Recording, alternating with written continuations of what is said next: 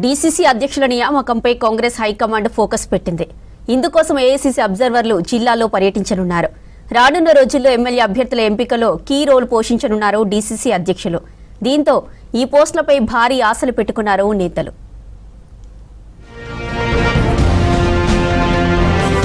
DCC అధ్యక్ష పదవుల నియామకంపై దృష్టి సారించింది పీసీసీ.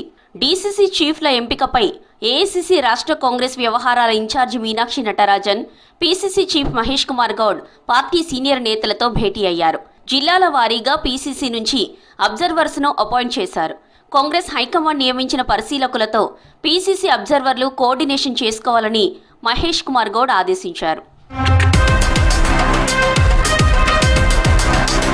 ఏఐసీసీ అబ్జర్వర్లు ఈ నెల 11 నుంచి జిల్లాలో పర్యటించనున్నారు.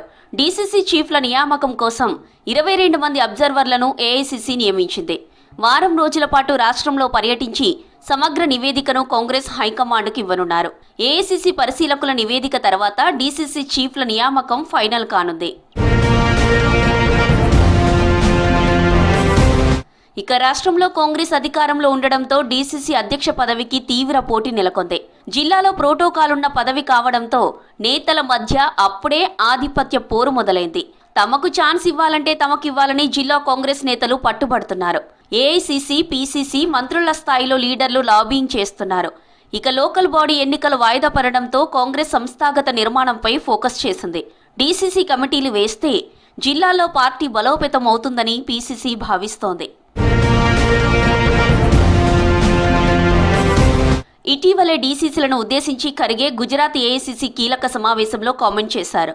డీసీసీల పదవి కీలకం కాబోతుందన్నారు ఖర్గే. పార్టీ కోసం పనిచేసేవారే కొనసాగాలని, లేకుంటే రిటైర్మెంట్ తీసుకోవచ్చని క్లారిటీ ఇచ్చారు. డీసీసీలు ముందు ఎమ్మెల్యే అభ్యర్థిని ఫైనల్ చేసే స్థాయిలో ఉంటారని చెప్పారు ఖర్గే. అందుకే వారి నియామకంపై స్పెషల్ ఫోకస్ చేసింది ఏఐసీసీ. ఎలాంటి లాబింగ్కి తావు లేకుండా మెరిట్ ఉన్న వారిని సెలెక్ట్ చేసేలా ఇతర రాష్ట్రాల కీలక నాయకులకు సెలక్షన్ ప్రాసెస్ ఇచ్చింది హైకమాండ్. ఇప్పుడు ఏఐసీసీ అబ్జర్వర్ల టీం సిఫార్సు చేయనుంది. హైకమాండ్ ఎవరిని ఫైనల్ చేయనున్నారనేది సస్పెన్స్గా మారింది. వచ్చే 2 వారాల్లోపు డీసీసీ కొత్త అధ్యక్షుల నియామకం పూర్తి చేస్తారని తెలుస్తోంది. అయితే హైకమాండ్ ఎవరికి పదవులు కట్టబెడుతుందనే ఉత్కంఠ జిల్లా సీనియర్ నేతల్లో ఉంది.